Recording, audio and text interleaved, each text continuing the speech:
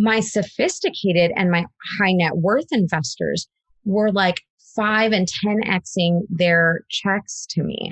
So investors that have written me like $100,000, $200,000 checks in the past were now writing me 7-figure checks.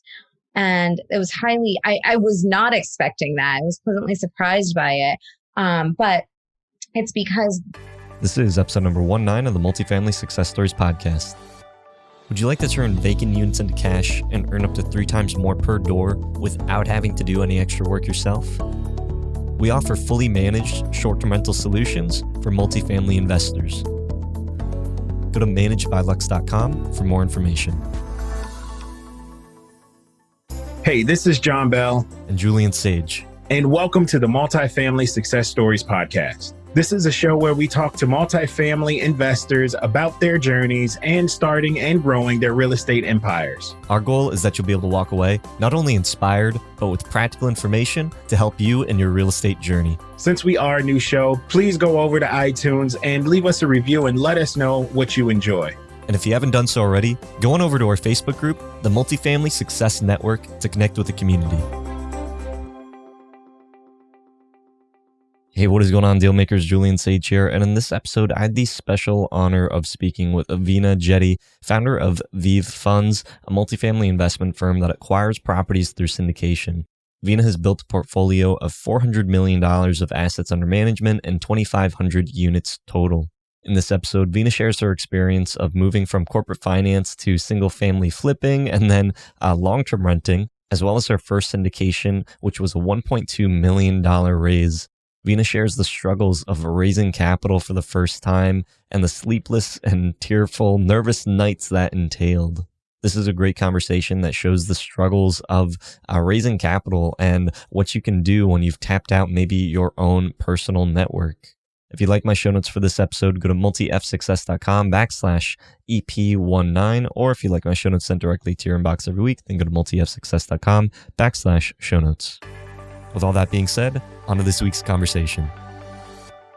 Hey, welcome back, Dealmakers, to another episode of Multifamily Success Stories. In this episode, I have the special honor of speaking with Veena Jetti. Veena, would you please introduce yourself to the multifamily Dealmaker community and let them know who you are and what inspired you to get into multifamily investing? Yeah, thank you so much for having me. I'm really happy to be here. My name is Veena Jetti. I am the founder of Vive Funds, which is a multifamily syndication company. We focus on curating really unique properties that will return double-digit returns for our investors. We focus on B-class assets, so large B-class assets. So typically like 200 doors is kind of the low end of where we want to be. So 200, 300, 400 doors is kind of what we really look for.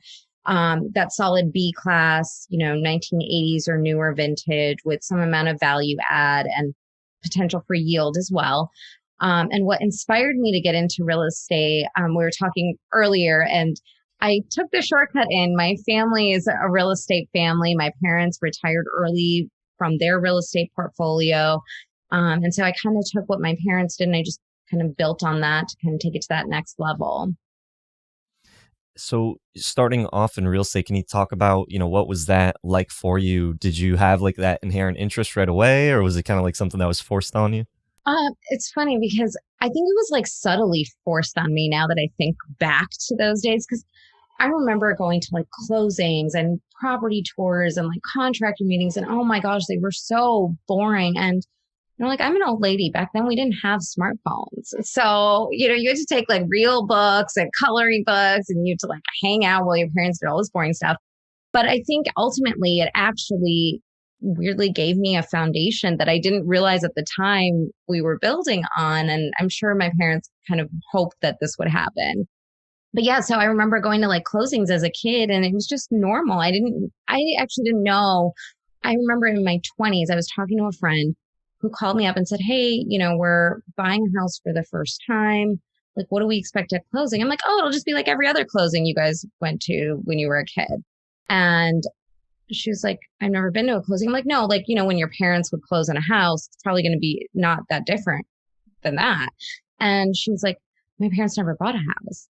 And I was like, oh, okay. So I guess it's weird to go to so many closings as a kid, but it's what my parents, they wanted us to have a focus on investing. And so that's kind of how we started. And it wasn't forced on me. I do it because I love it. I think the only thing my parents really wanted was for my sister and I to have a solid foundation and to be able to do whatever we wanted to do, whether it was real estate or something else. So you're around this environment, and did that lead you down a certain type of career path, or did you go to like a traditional university and kind of go that route?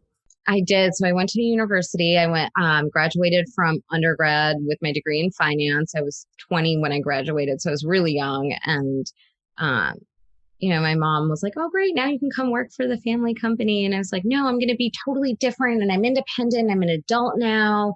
I don't need to work for you guys." So I worked in corporate real estate and worked for somebody else and made billionaires more billions of dollars. And so I ultimately left after my husband and I paid taxes jointly for the first time. And so that was kind of the catalyst into moving into my own company. And so that was back in 2012. So it's been a while now. So you were working at this other company. Was that something that you said like, "Hey, I want to get into commercial real estate," or is that something that was just kind of like, "Oh, well, I grew up around it, so might as well just kind of go that route"? Yeah, no, I don't know why I ended up doing that. I mean, it's part of the finance world, right? Like I obviously like real estate, and especially now it's obvious, but I don't think I knew what I wanted to do back then. Before that I had worked at some of the big companies like UBS and Wachovia and like those big financial companies. And so I thought, maybe I would do something like investment banking related or something like that, which is why I got my degree in finance.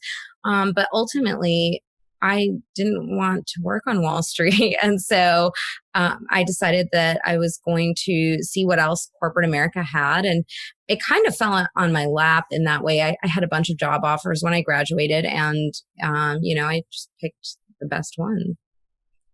You mentioned something about taxes just before. What significance did that really kind of have in making your decision? A lot. I mean, I kind of already knew this is what I wanted to do.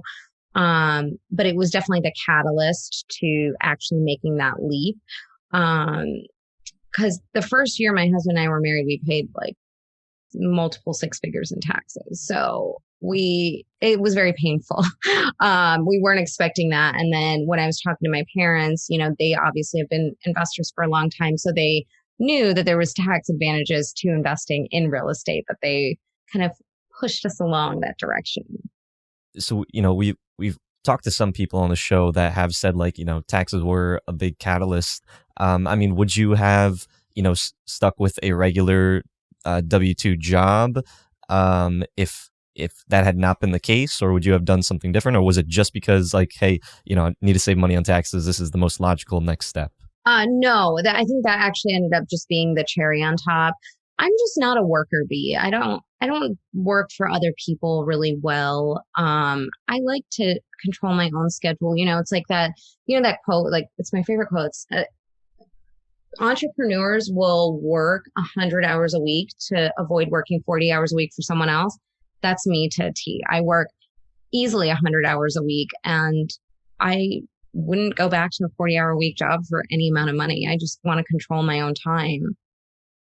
So what were some of the skills that you learned at this position? Maybe there's a lot of people that are interested in getting into multifamily investing, but they don't feel that maybe they had the right background. They didn't go to the right college. They didn't have the right partners. What was that experience like at that company that helped you launch into what you're doing? Yeah, I got experience managing large assets there. So I was on an asset that it was like $1 billion. It actually in DC, it's in your neck of the woods. On K Street in Northwest. So it's kind of like the nice A-class area in town. So I had experience managing that asset and being on that property management, asset management team. And we managed all of our own assets in-house. there. So I think it actually, what it did was it gave me exposure to like the super buttoned up side of real estate investing. Because the company I was at was like very corporate. So, it was like suits and business professional every day. And if a penny was missing from a budget, you go find it, and it's like just very buttoned up, very process oriented, very methodical. And they had great success in these methods. And so I've been able to take kind of like what I like out of it and make it my own and apply that to my own processes. What was like your initial role when you went into there? Did you go in as like an analyst or some type of lower position and then kind of worked your way up? Like how did that work? Yeah, so I wasn't there very long. Before that, I was at another company based out of LA, and I ended up, essentially having a whole portfolio under my purview. So there, I was actually only there for like a year, a little over a year. But when I was there, they actually started me in a different portfolio and then moved me so they moved me from one portfolio to the other as like they kind of got to know my skill sets. I actually didn't get as much time at either of the portfolios as I would have liked. But yeah, I didn't have time to like really advance through the company or anything like that. So I started on the asset management, property management side. There were, I guess, like 4 of us on a team. This is a long time ago now. So you're asking me to dig back for all the details, that I've done so many other deals since then. And so with that experience, you're there, you kind of got a feel for it, and then you said the tipping point was the taxes. But did you feel at that point like you had enough experience, having done the asset management, that you can just go out and start that first company? I mean, no, I still don't feel like I have enough experience to be doing what I'm doing. There's just so much to learn, right? So I think that it's always a process of just getting better and being better at what you're doing. So I don't actually know that I ever really thought about it all that much. I think when I left, I was like, all right, well, now that I'm out here, I got to swim. So that's what you do. I mean, leaving such a comfortable position. I mean, you said that you were paying multiple 6 figures in taxes. I mean, that's got to be pretty comfortable. And to give that up so that you can, start something on your own. What was that transition like? Yeah, well, okay. So I'm like in a very lucky position too, because my husband has a great salary as well, or he did at the time. Now he's a physician, so now he has his own practice. But in DC, he was working at one of the big hospitals there, and he was working like 60 hours a week, taking call twice a week.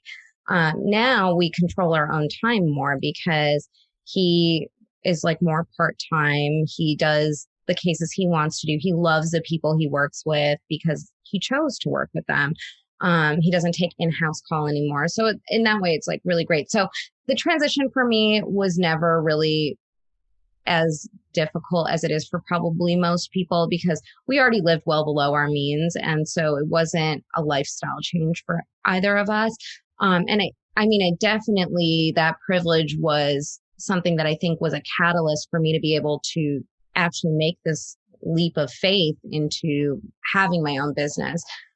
Because, like my parents were immigrants when they came here. They didn't have the safety nets that I had. So they couldn't take the same amount of risk that I can take on because, my dad was working a W-2 job. My mom was a successful investor, but they had, 2 young kids at the time. Like, my husband and I, we now have kids, but they're only I have 16-month-old twins. So they're still young. And I had a chance to really build my business before ever having to worry about feeding kids and putting diapers, on them. And so it's just a little different. I think I have a much easier transition than most people.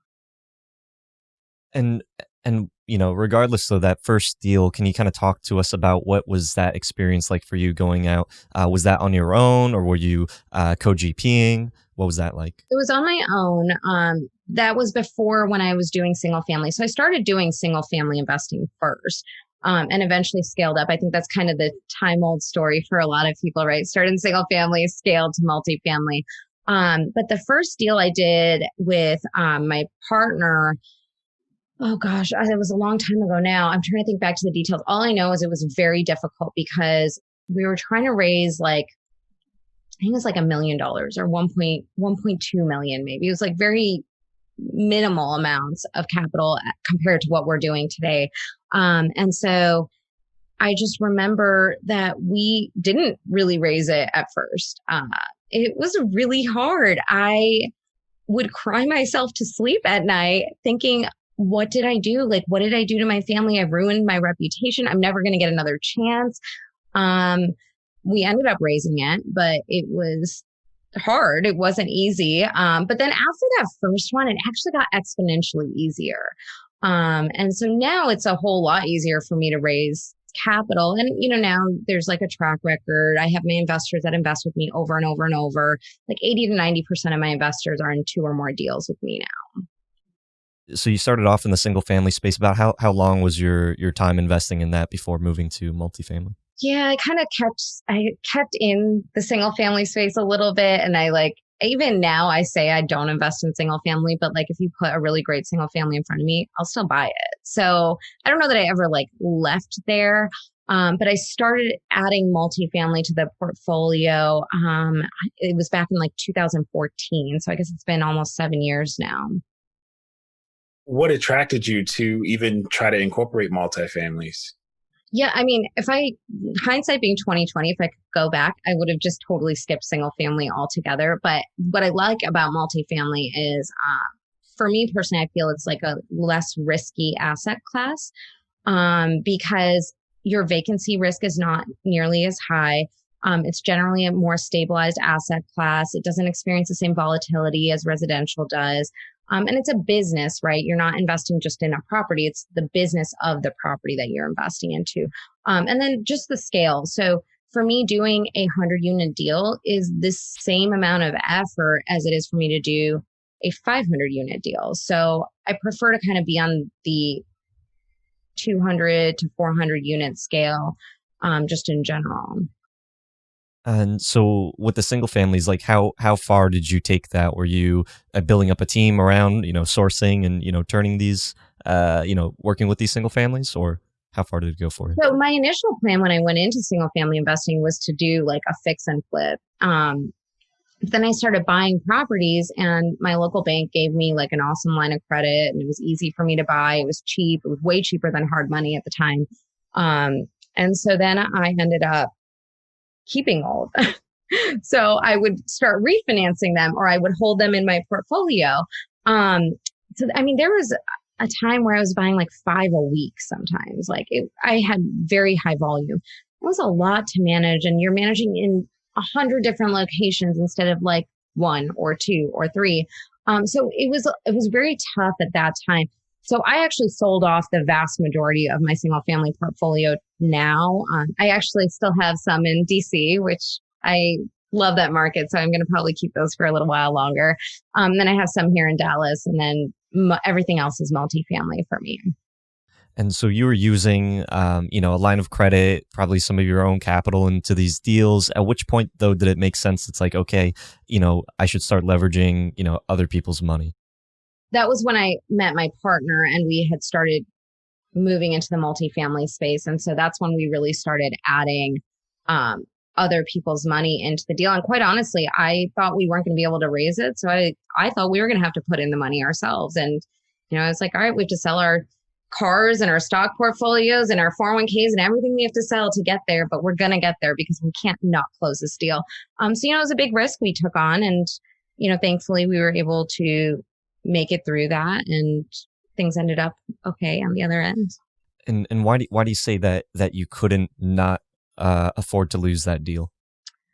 Well, it's a kiss of death, right? Once you don't close on a deal, it's the kiss of death. No broker is going to want to work with you again. The reputation, I think, is like the most important thing. So truth be told, I probably would have gone and begged my parents for a loan or something. I would have figured it out. I would have begged somebody for a loan. So I think it's just really important reputationally, if you say you're going to do something, to follow through. We've never retraded a deal ever. I don't intend to start, but now if I do have to retrade a deal, brokers and sellers know that it's not because I just couldn't or didn't want to. It's like there's a legit reason why I'm doing it. And they're hopefully going to be more willing to work with me on whatever the issue is to problem solve it together. But I don't think anyone should ever retrade a deal. And so you had to raise 1 million. How many units? How big was this first deal for you? This was actually it's like a $4 million deal. But it was actually development. So we were developing units in different phases, and there were going to be like 4 different phases in the North Dallas area. And what were the biggest, so it sounds like, raising the capital was pretty intimidating for you. What was the breakup of your responsibilities between your partner and yourself?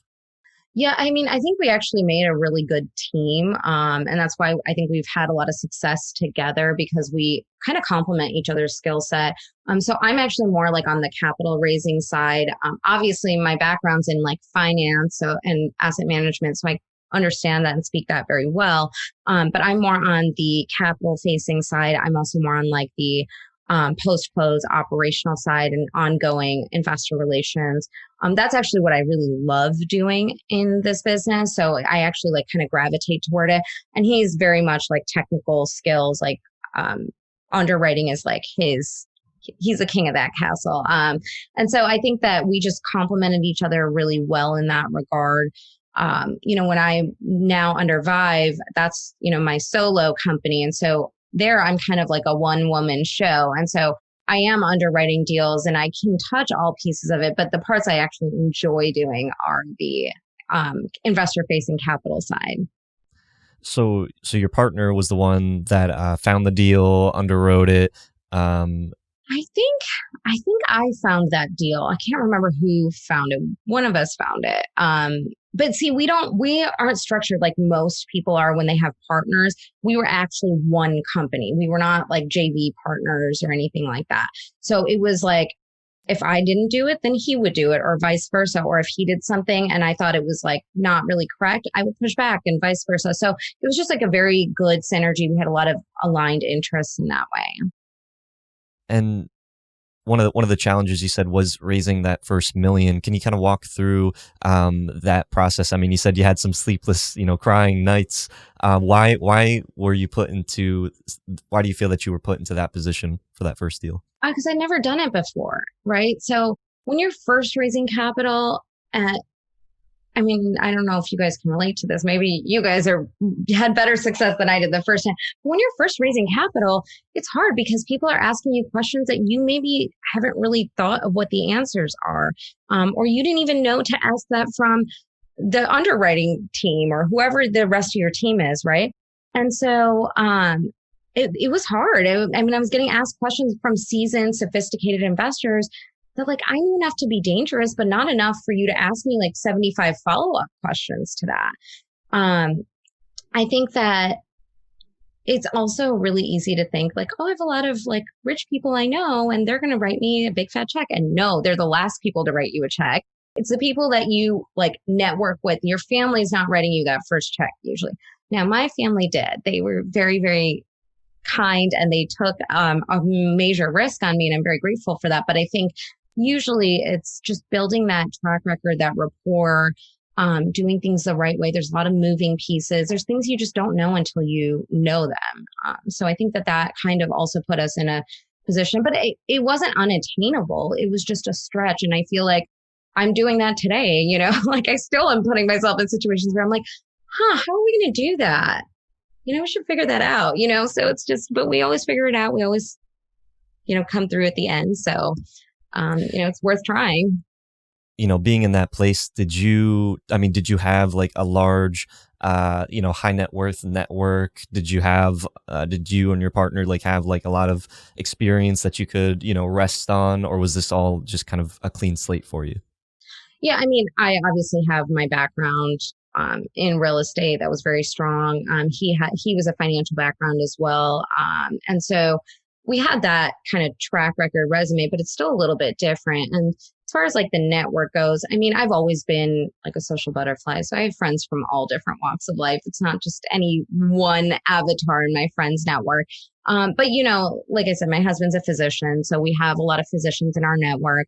But they didn't really invest into this deal out of the gate. It was actually my professional contacts, not so much my friends and family that were like coming for Thanksgiving. It was like the people that I would see, once every couple months, or I would have like calls with, or I worked with at other companies, stuff like that. Those were really the people that took the first chances on me. So how did you kind of start? Did you start just with your friends and family, thinking like, oh, I'm gonna speak to my husband's contacts, or to speak to my contacts, and then you exhausted that and realized that, oh, I'm not gonna be able to raise the money from them? Yeah, pretty much. Everyone's like, oh yeah, sure, I'll do this one, or I'll do the next one, until it comes to actually writing the check, and then they're nowhere to be found. So yeah, I thought that it would be a whole lot easier than it actually ended up being.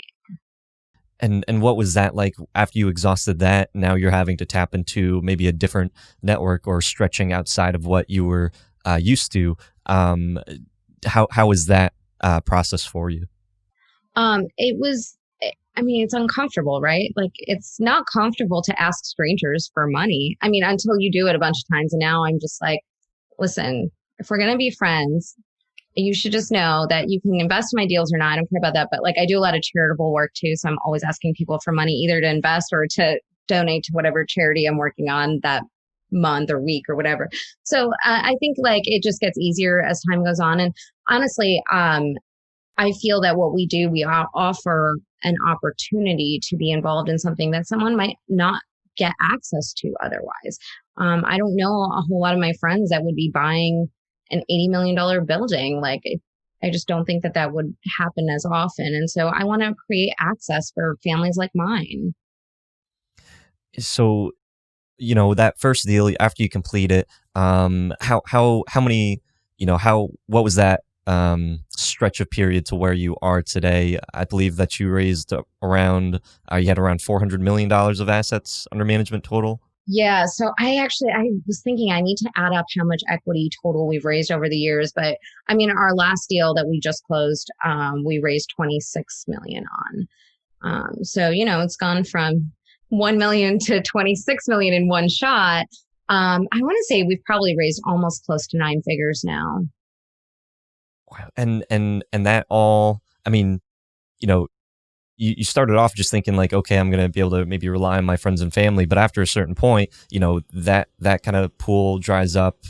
Your immediate network of, who you worked with maybe dries up. How did you continue to grow and scale, into bigger deals? You make your network bigger, right? So from the time I started to now, I have way more contacts on my list than I did back then. And actually, I don't raise during deals. You raise money in between your deals. That's when you're raising your capital, not once you have a deal in hand. But I really go out of my way to have like that white glove experience for my investors. Like, my investors call me, they text me, they are comfortable with me. They know I'm going to answer. They know the process. I kind of try to set the standard. I explain everything, and I really build relationships. Like, I love interacting with my investors, and I love being able to talk to them about what's going on in the asset and what I like about this market, and just exchange ideas, because my investors are really smart. So I oftentimes learn from them about something in their field that I can actually reapply to my field. And so that's what I really like about what I do. So what was that transition like? I mean, from working with a partner and building up a team and, acquiring this larger portfolio, to going out on your own. What was that like for you?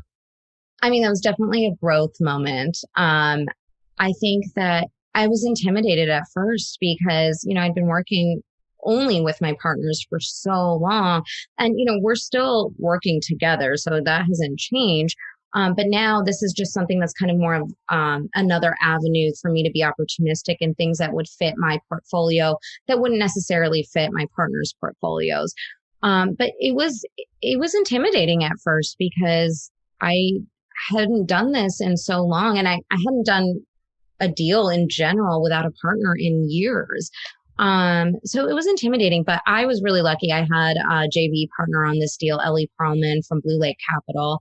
And she was so awesome to work with. I absolutely loved working with her. And so what I learned is I actually I'm really bossy, and I really like to just make all the decisions all myself without having to ask anybody. And so in that way, it was like kind of a pleasant surprise because, I didn't have someone with competing priorities within the company to allocate funds to, right? So For me, I always want to focus on, the investor experience because that's my wheelhouse within the company. And so for me, like I'm willing to invest into things that will enhance that customer experience or that will enhance like the user process. And I don't have to worry about, a partner who has a different, like who maybe wants an analyst or somebody to come in. So it's just different. I mean, they're all valuable and useful. And I will eventually, scale all of these aspects of my business. But it's nice just to be able to make those decisions like quickly on a whim and single-handedly. So where a lot of people start and build their teams from their partners, you taking on this deal, did you already have to have the team that you're selecting in place as like employees, or how does that work when you are trying to do this on your own and you haven't secured that first deal yet? Yeah. So because I am familiar with all of the aspects of the business, it was actually a little bit easier for me to make that transition. But I had been working on hiring positions to fill kind of those voids. So I still touch and oversee everything ultimately, but now I outsource a lot of the like more nominal work. So there's some things I just never outsource no matter what, like anything that goes through bank accounts, touches investor money. I always am doing that, or my sister's doing that. So other than us, no one ever gets bank account access. But then I think it was just a little bit easier because I did start hiring before I actually made the leap and the transition. So like I have a team of underwriters and I oversee the underwriting because obviously my degree's in finance. I've done this before. I know how to underwrite a deal. So they do kind of like the groundwork of putting everything into my spreadsheets and creating my models. And I have a model I've developed that they use to underwrite the deal. And then they'll send it to me. If it meets certain metrics, then I'll spend some time going over it and I'll fine tune the model. But the initial work of the model, they actually handle. Do you feel that you being able to make all the decisions on your own is better than working with a partner that maybe has different interests? Yes and no. That's like a loaded question. So yes, it's better because I have like a very clear vision and I know exactly like what I want to do. And I'm a very decisive person. But no, I mean, it's always nice to have someone else who you trust, whose interests are aligned, that you can bounce ideas off of and make sure you're not like totally missing something. But I still have that, I have my parents who I run a lot of these things by, and they'll troubleshoot with me. My dad will sit down and kind of go through numbers with me if I need him to, or my mom will. So it's not like I'm just like making decisions blindly. I still do seek out advice. I reach out to friends of mine that are in the same space, especially if I have kind of a challenge or if I'm not really sure about something. I'll reach out to one of my partners who maybe isn't on the deal and ask them for their advice. How many deals would you say that you've done up to this point? I think this one is like my 12th deal, maybe multifamily deal. And what would you say, during those 12 were some of your biggest failures? Oh gosh, how much time do we have? No, I think the thing is every time we close a new deal, we would learn a better way to do whatever it was we were doing, right? So I don't know if it's like a failure, but I think it was more of like an opportunity than like a fall flat on your face failure. So some of the things that I think new investors at least could kind of learn that I've learned the hard way. I think when you are working with partners, like making sure that synergy is there is really important. That actually gave us like a very strong foundation to kind of go in and grow the way we did. So I think that if you can find that is something that is very valuable. I think that I see a lot of investors go to one of two extremes. They either get stuck in analysis paralysis and they like don't move out of that, or they're like trying to put everything under contract. So I think there's a happy medium. I think you should be conservative with your funds. I think being transparent with your investors, communicating with your investors is really important. Actually, I would say that's one of my biggest failures recently.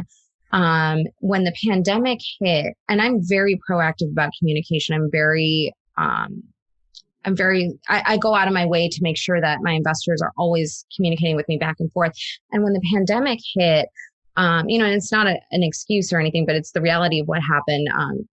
I didn't know if my husband was going to be treating COVID patients. So he moved out of our house. I had like twin toddlers, and I was still working full time. We're obviously trying to manage assets and we're watching to see what's going to happen on those assets. So I had a lot going on. And I think that, and with hindsight being 2020, I really wish I set up a conference call pretty much immediately, like back in March or April or something like that, about like 5 or 6 weeks in. But I really wish I would have continued having a monthly call on assets that I felt were maybe a little bit more volatile or vulnerable maybe to the pandemic. And we didn't do that. And it was, a lack of time and, we could have done so much better there. It was an easy win for us. We should have done better. And so now I have started hosting a monthly call for investors so that we can, give them kind of what the update is. Because every time we wanted to put out an email, we couldn't because everything was changing so rapidly that by the time I had edited it, everything had changed and all the rules were different. So it made it very tough to actually communicate the information that we were getting because we were getting so much all at once. And how did you know that your communication was lacking during those times? Were your investors reaching out to you, or was this more of like a personal feeling? I think it was more of a personal feeling because I think about how I would like to be treated if I were an investor in that deal. And I try to treat my investors like that. And, I think most of our investors would tell you that our communication is excellent. And it's probably one of the things they like most about investing with me. But I think that it was so new and there was so much more I think we could have done. With hindsight's 2020 though. So now going forward, I'm being very proactive about that. I'm kind of fixing that mistake, if you will. But no, my investors, generally speaking, they invest with me more than once. So they know how we are. They know that even if they're not hearing from us, we're still working hard for them. And so I think that there's a lot of trust there. And with, going out and starting, kind of your own portfolio that's, kind of based off of, what you want and what you would expect. How does that work with investors when you have started another company? Is there any types of conflicts, or do they say like, hey, should I invest with the other company, or should I continue to invest in Veena and her company? Like, how does that work? Well, Veena is part of both companies. So they should invest with whichever deals make sense for their portfolio is really what it is. I don't think that there's a conflict right now. The company with my partners, we're not acquiring deals at the moment. We're kind of on hiatus through the end of the year. We'll reevaluate. But it doesn't mean that any of us want to stop doing deals. It's just we built a very, very specific niche within that company, and we don't want to dilute that. And so that's when we realized that it was a good opportunity for us to be able to kind of do our own deals outside of the brand we'd built together. So conflict of interest, no. I mean, when my partners did a deal, I sent over investors that I thought would be a good fit for their deal, that were maybe not a good fit for my deal. So it's collaborative. I mean, I don't think there's conflict there. Yeah, I don't. Maybe not conflict of interest, but just conflict of where, like, are they investing more into the particular deal, or are they investing more into you as as a person? Oh, that's a good question. I don't know if I know the answer to that. I assume it's a little bit of both, right? Like, for me, when I invest passively, I care about the sponsor team, right? Because like a really bad sponsor team can turn a really great deal bad quickly. So I care more about the jockey than the horse, if you will. But that's my personal view. I think there's plenty of investors that are like, no, don't care about that. I just want it to be somewhere that I deem to be safe or whatever. And so I think the deal is just as important. But I think that I do think investors, when they're looking at deals from various syndicators, not just like both of my companies, just in general, they're constantly kind of comparing what the pros and cons are of the deal, of that investment team, of everything. So I think it just depends on the investor. I have personal relationships with my investors, so they're comfortable with me. And so I I like to think that they stay because they like investing with me, but I don't know. Maybe it's just the deal. What were some of the biggest objections or maybe roadblocks, if you did even have any, with this new portfolio of properties? Yeah, I actually had two extreme reactions on this. And I didn't know what it was going to be like, 'cause this is the first deal we've done since COVID. My last deal before this was in December of 2019. And so I had one extreme of people who are like, no, the world is totally ending and I'm going to put my money under my mattress and bury the rest of it in the backyard and I'm never investing in anything ever again. So, okay, I can't change that mindset, right? But then what was more interesting to me than people who did that, because I knew there was going to be scared money, right? My sophisticated and my high net worth investors were like 5 and 10xing their checks to me. So investors that have written me like $100,000, $200,000 checks in the past were now writing me 7-figure checks. And it was I was not expecting that. I was pleasantly surprised by it. But it's because sophisticated investors know that money's scared right now. And, when others are fearful, you should be greedy. And when others are greedy, you should be fearful. And I think that that's holding true with sophisticated investors. Is it also like the particular type of deal? Like if you wouldn't mind kind of explaining like what type of deal this was? Yeah, so it was a multifamily syndicated deal. So I'm a sponsor and GP on the deal. We had an LP fund. It was a $26 million raise. Do you want me to talk about the deal specifics? Sure, yeah. Go for it. I can because it's a C raise, so I'm allowed to. So basically, we had 2 investor classes, and this was new for us. It was something we were trying out to see if it actually did cater to all of our investors in a broader sense of our investors' portfolios, and it really did. It resonated very well with them. So we had Class A members, which were getting a 9% preferred return with no upside potential after that. And then we had Class B members that were getting a 7% preferred return with a 70-30 split of the upside on the deal. And so over like an average annualized return, the projection was over 5 years. On the B class share, the projection was at 15.31% annualized. And so it's a pretty solid return. And I had a lot of investors that were actually interested in blending the two. So they'd maybe get a little bit of a higher cash on cash preferred return, and they take a little bit of a haircut on the potential 70-30 split, but it was mitigated risk for them. So in order to do that on this deal, you had to put in $100,000 minimum. And so I had a lot of investors that came in at that $100,000 level that maybe before they would have come in at like 50,000 or 75,000. They came up to that 100,000 so they could blend and mitigate some of their risk in Class B. And why transition from? So you said this was you did a C raise. Were you doing primarily B before? Yes. Yeah. Okay. And so what was that experience like, going from your internal network, friends and family, to changing it to a C? I actually really like it a lot better almost, because I think like some of the burden of proving accreditation is kind of gone, because I give my investors a form. They have to have their CPA or their attorney or their FINRA registered financial advisor or broker dealer sign off on it after they've reviewed that they meet the net worth or the cash flow or whatever the accreditation requirements that investor is qualifying under.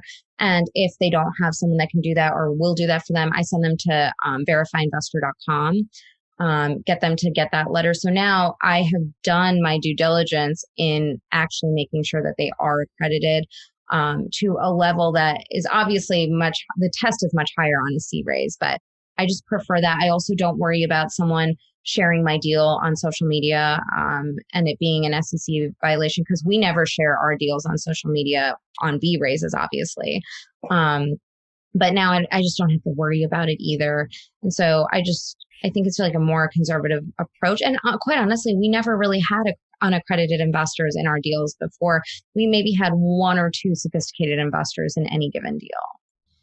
That was gonna be my follow-on question was, did you feel that if you were working with a pool of sophisticated investors, that switching to a C would maybe limit yourself from being able to do a raise on your own? No, because on a deal this size, when you're doing a $26 million raise, you you're not going to have very many unaccredited, but sophisticated investors in general. Because they're going to write smaller checks just by virtue of where they happen to be at that point in their life, right? And I have a lot of my investors start off as sophisticated, unaccredited, and within a few years they become accredited, and that's a goal, right? So what would have happened is at some point, I wouldn't have been able to take someone that was referred to me. I wouldn't have been able to take someone I don't have a substantive relationship with. And so I think it would have limited me a lot more than doing the C raise, especially on a deal of this size. Now, if it was like a $10 million raise, yeah, I mean, they're both 6 of one, half a dozen of the other, because my contact list alone would have filled that out within an hour, maybe. But a $26 million raise, it took a little bit more effort getting there, especially in COVID. So I think it's just it's just a weird time right now. But no, I'm glad we did the C raise. And what would you do differently if you had to start from scratch? I think I already told you I would have skipped the single family and gone Skip the single family. Yeah. How many people answer that when you ask them that question? What would you do differently if you had to start from scratch? Like, how many people who are multifamily that started single family say I would have skipped single family? Probably everybody. Everybody, right? I know. I'm like, this is such an unoriginal answer, but it is true. I was just thinking, it's the logical step because it's an easier bite to chew for most people to try to just go ahead and do the single family and then maybe jump into maybe a 4-unit. But there's some people that just jump straight from 0 to 40 doors. And it's oh my God, what were you thinking? But they pull it off and then, they just use that as the next thing to keep going. Yeah. Yeah. I love it.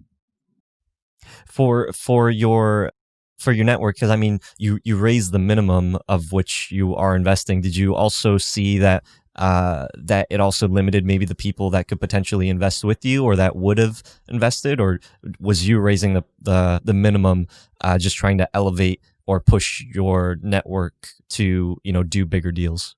So I didn't actually raise my minimum. My minimum's still 50,000. It's just if you came in at 50,000, you could only sit in my Class B. You could not get the Class A shares. So I don't think it actually changed a whole lot. But like I said, I saw both extremes. So I had more investors drop out or not invest than I've ever had before. But I've also had way more bullish investors and people that have consistently been investing with me that are now super bullish. I had a lot of family offices that were interested in this deal. So I'm seeing the sophisticated high net worth individuals just shoveling money into the market right now. So considering the current times and just deals in general, things are moving a lot slower. Mm-hmm. How much contact are you having with your investors in this slow period? Yeah, I mean, and that's what I think I was saying, on current investors, I've now really boosted that. And I wish I had done it 6 months ago. We didn't, but I'm glad we did it now. Right now, anytime I'm mid-raise, I'm basically constantly talking to investors. Now that we've kind of closed this raise off, now I have more regular communication with them, sending out update emails, stuff like that. So I would say at a minimum, I'm communicating with my active investors about once a month. My larger database, I usually don't really communicate with them regularly. I'm really bad about putting together newsletters and content, stuff like that. If you want good content, find someone else who's really good at it, someone who's putting out podcasts, right? But for me, when there is something important, I send it to my investors. So I feel like they open more of my stuff because they're like, oh, she's actually sending us something. And so I try not to spam anybody, but I also really don't like putting out content that much. So I only put out things that I think are really important. And you said that you're working also with some family offices now. Where do you see for people at your size having to go to be able to find larger pools of capital? Are you moving more towards like institutional? Are you moving more towards the family offices? Because before you said that you were working, not with a lot of sophisticated investors, but as you're scaling and as you're trying to grow, you have to also grow your pool of capital. Where are you going for that? Yeah. So when I was saying we weren't working with sophisticated investors, it wasn't because we didn't allow them. We just, by nature, we had mostly accredited, like the vast majority of accredited investors. So now, actually, family offices have been finding me, which is kind of unexpected. I don't know if that's how it normally works or how other people find it, but they've been reaching out to me. Someone will make an introduction for me, or they'll get my cell phone from somebody and call me. I've had that happen a couple times now. So they're finding me. We are working with institutional funds as well, a lot more pref equity funds. And, because I come from that corporate world, like I get it. I can kind of speak that language. I understand it a lot. And so I would say it's harder to work with pref equity. We had some great interactions with pref equity on this deal, but there's a lot more red tape to cross when you have pref equity in a deal than there is when you have, just your investor base. And do you think that the timeline is able to be met, in a timely manner when you are doing a syndication as opposed to like a fund? No. Quite honestly, like the whole time until you have that check in hand, it's nerve wracking. But I also feel that way about the lender funding, right? Like until they send that wire, I'm like, oh my gosh, are they gonna wire? Are they gonna pull out of the deal right now? Like what's gonna happen? So I think that maybe is just like any capital.